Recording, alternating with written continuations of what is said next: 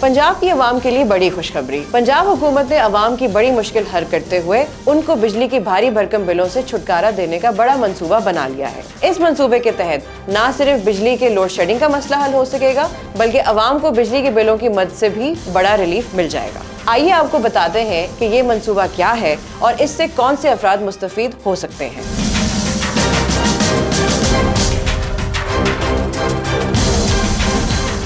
पंजाब हुकूमत ने 50,000 घरानों को 1 kV सोलर सिस्टम फराहम करने की मंजूरी दे दी है।